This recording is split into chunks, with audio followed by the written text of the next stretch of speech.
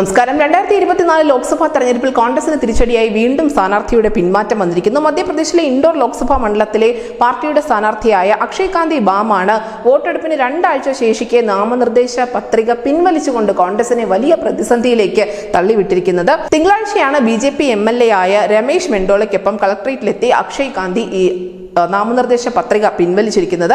ഗുജറാത്തിലെ സൂറത്ത് മണ്ഡലത്തിൽ BJPയുടെ സ്ഥാനാർത്ഥി എതിരാളികളില്ലാതെ തെരഞ്ഞെടുക്കപ്പെട്ടതിന് തൊട്ട് പിന്നാലെയാണ് ഈ സംഭവ വികാസം എന്നുകൂടി നമ്മൾ ഓർമ്മിക്കേണ്ടതുണ്ട്. മെയ് 13 തെരഞ്ഞെടുപ്പ് നടക്കാനിരിക്കവെയാണ് ബാം പത്രിക പിൻവലിച്ചത്. ഇന്നായിരുന്നു പത്രിക പിൻവലിക്കേണ്ട അവസാന തീയതി. ആ നിമിഷത്തിന് തന്നെ വേണ്ടി കാത്തിരിക്കുകയായിരുന്നു എന്ന് വേണമെങ്കിൽ നമുക്ക് പറയുകയും ചെയ്യാം. വോട്ടെടുപ്പ് അടുത്ത് നിൽക്കെയുള്ള പിന്മാറ്റം കോൺഗ്രസ് ക്യാമ്പുകളെ വല്ലാതെ ആശങ്കയിലാക്കുന്നുണ്ട്. ഏപ്രിൽ 22-നാണ് സൂറത്തിലെ BJP സ്ഥാനാർത്ഥിയായ മുകേഷ് ദലാലിനെ എതിരാളികളില്ലാത്തത് കൊണ്ട് വിജയിയായി പ്രഖ്യാപിച്ചത്. കോൺഗ്രസ് സ്ഥാനാർത്ഥിയായിരുന്ന നിലേഷ് കുംഭാനിയെ പിന്തുണച്ചവരുടെ ഒപ്പുകളിലുള്ള പൊരുത്തക്കേടുകളെ തുടർന്നുകൊണ്ട് ഈ പത്രിക തള്ളുകയായിരുന്നു. കൂടാതെ BSPയുടെ സ്ഥാനാർത്ഥി ഉൾപ്പെടെയുള്ള 8 പേർ പത്രിക പിൻവലിക്കുകയും ചെയ്തതോടെയാണ് BJPയുടെ സ്ഥാനാർത്ഥി സൂറത്തിൽ എതിരില്ലാതെ വിജയിച്ചു വന്നത്.